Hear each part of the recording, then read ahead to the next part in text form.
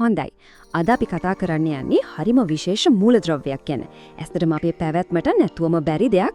ඒත් ගොඩක් වෙලාවට අපි ඒ ගැන හිතන්නේ නැහැ. හිතන්නකෝ. රැට දිලිසෙන, අපේ ඇටකටු හදන, ගිනි කූරක් පත්තු කරන මේ හැම දෙම කරන දෙයක්. ඉතින් අපි බලමු මොකක්ද මේ ෆොස්ෆරස් කියන අద్భుත මූලද්‍රව්‍ය කතාව කියලා.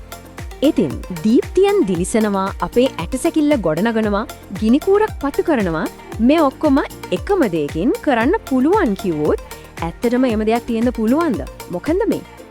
ඔන්න අපි හොයන ප්‍රහේලිකාවට උත්තරේ මෙන්න මේ පින්තූරයේම තියෙනවා. ඉතින් අපි මේකේ තියෙන ඉඟි පාවිච්චි කරලා බලමු මේ රහස විසඳ ගන්න පුළුවන්ද කියලා. හරි. එහෙනම් මුලින්ම පටන් ගමු මේ මූලද්‍රව්‍යයේ තියෙන පුදුමම ඇස ගැටෙනම ලක්ෂණය. ඒ තමයි ඒකේ දිලිසීම. මෙන්න මෙහෙමයි. ඒක විස්තර කරන්නේ. දීප්තිමත් සුදු ඉටි වගේ ඝන දෙයක්. නිකම් විද්‍යාපොතක තියෙනවා වගේ නෙවෙයි නේද? මොකක් හරි අద్భుත කතාවක එන දෙයක් වගේ. ඔන්න ඕක තමයි මේ මූලද්‍රව්‍යයේ පළවෙනි රහස. ඉතින් මොකද්ද මේ මෙච්චර රහස් තියාගෙන ඉන්න මූලද්‍රව්‍ය? හරි, අපි දැන් මේක මොකක්ද කියලා හරියටම බලමු. ඔන්න උත්තරේ. ඒ තමයි ෆොස්ෆරස්. හැබැයි ෆොස්ෆරස් කිව්වට කතාව එතනින් ඉවර නෑ. ඒ නම පිටිපස්සේ තව ගොඩක් දේවල් හැංගිලා තියෙනවා. අපි බලමු ඒකේ මූලික ගුණාංග ටිකක්. ඉතින් අපේ මේ කතාවේ වීරයා තමයි ෆොස්ෆරස්. රසායනික සංකේතය P. බලන්න මේක සරල අකුරක් පිටිපස්සේ ජීවයයි කර්මාන්ත ලෝකේ කොයිතරම් ලොකු බලයක් හැංගිලා තියෙනවද කියලා. මේකේ පරමාණුක ක්‍රමාංකය තමයි 15. ඒ කියන්නේ ෆොස්ෆරස් පරමාණුවක් ගත්තොත් ඒකේ හරියටම මැඩ, ඒ කියන්නේ න්‍යෂ්ටියේ ප්‍රෝටෝන 15ක් තියෙනවා. ඇත්තටම ෆොස්ෆරස් කියන අනන්‍යතාවය දෙන්නෙම ඔන්න ඔය අංකය තමයි. හැබැයි පුදුමම දේ මොකද්ද දන්නවද? ෆොස්ෆරස් හැම වෙලේම එකම විදිහට නෑ. ඒකට විවිධ ස්වරූප එහෙමත් නැත්නම් මුහුණු තියෙනවා. දිලිසෙන සුදු පාට එකක්, ස්ථායි රතු පාට එකක්, අමුතුම කළු පාට එකක්. මේවට තමයි අපි බහුරූපී ආකාර කියලා කියන්නේ. ඒ එක එක ස්වරූපේ ගුණාංගත් එකිනෙකට හරිම වෙනස්. හරි, ෆොස්ෆරස් වල බාහිර පෙනුම ගැන අපි කතා කළානේ.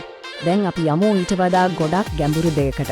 ඒ කියන්නේ අපේ පැවැත්මේ හරියටම ජීවය කියන මේ මහා සංකීර්ණ සැලැස්ම ඇතුලේ ෆොස්ෆරස් වලට තියෙන අත්‍යවශ්‍යම කාර්යභාරය මොකක්ද? සරලවම කිව්වොත් ෆොස්ෆරස් නැත්තම් අපිත් නෑ. ඒ තරමටම ඒක වැදගත්. බලන්නකෝ අපේ ඇටකටුයි දතුයි ශක්තිමත් කරන්නේ ෆොස්ෆරස්.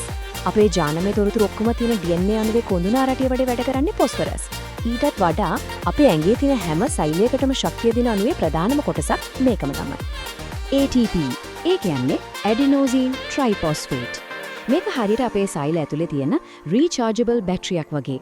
හිතන්න අපි කෑවම ඒකෙන් එන ශක්තිය මේ ATP අණුව ඇතුලේ ගබඩා කරගන්නවා. ඊට පස්සේ ඕන වෙලාවක ඒ ශක්තිය පාවිච්චි කරනවා. අපි හුස්ම ගන්න එකේ ඉඳලා හිතන එක දක්වා කරන කියන හැම දෙයකටම ශක්තිය දෙන්නේ මෙන්න මේ ATP තමයි. හරි, එහෙනම් අපි දැන් මේ සෛල මට්ටමේ අන්වීක්ෂය ලෝකයෙන් පොඩ්ඩක් එළියට ඇවිත් ලොකු චිත්‍රය දිහා බලමු. ෆොස්ෆරස් කොහොමද අපේ මේ නූතන ලෝකය ගොඩනගන්න උදව් වෙන්නේ? ෆොස්ෆරස් වල භාවිතයන් නම් ඇත්තටම පුදුම හිතන තරම් විවිධාකාරයි. ලෝකයේ ආහාර සුරක්ෂිතතාවට නැතිව බැරි පොහොරවල ඉඳලා අපි හැමදාම පාවිච්චි කරන සබන් කුඩු, ඩිටර්ජන්ට්, මිනිකුරු දක්වා හිතන හැම තැනකම වගේ ෆොස්ෆරස් තියෙනවා. ඉතින් සරලවම කිව්වොත් ෆොස්ෆරස් කියන්නේ හරියට පාලමක් වගේ. ඒකෙන් එක පැත්තකින් අපේ DNA වගේ ඇහැට පේන්නේ නැති ලෝකයක්, අනිත් පැත්තෙන් අපේ කර්මාන්ත ශාලාව ගොවිකොළවල් වගේ ඇහැට පේන ලෝකයක් එකට සම්බන්ධ කරනවා. හරි. ඉතින් මේ හැම දෙයකින්ම අපිට ගන්න තියෙන පණිවිඩය මොකක්ද? මේ කතාවේ සාරාංශය මොකක්ද? ෆොස්ෆරස් වල කතාව ඇත්තටම පැති දෙකක් තියෙන කතාවක්. එක පැත්තකින් ඒක ජීවය පදනම, ජීවය දෙන්න. අනිත් පැත්තෙන් මේක අපේ ශිෂ්ටාචාරයෙන් නැවලන ලෝකයේ ගොඩනගන්න. ඉතින් එකම වෙලාවේ ජීවය පෝෂණය කරනවා අපේ ලෝකයේ ගොඩනගන්න උදව් වෙනවා. අවසාන වශයෙන් මෙන්න මේ ප්‍රශ්න ගැන පොඩ්ඩක් හිතන්න. අපි සාමාන්‍ය දේවල් කියලා හිතාගෙන ඉන්නේ තවත් කොච්චර මූලද්‍රව්‍ය මේ වගේ පුදුම හිතෙන බලයක් අපේ ඇස් ඉස්සරහම හංගගෙන ඇත. ඊළඟ පාර ගිනි කූරක් පත්තු කරද්දී මතක් කරගන්න. ඒ පුංචි ගිනි පුපුර ඇතුලේ කොයිතරම් ලොකු කතාවක්, කොයිතරම් ලොකු විශ්වයක් හැංගිලා තියෙනවද කියලා.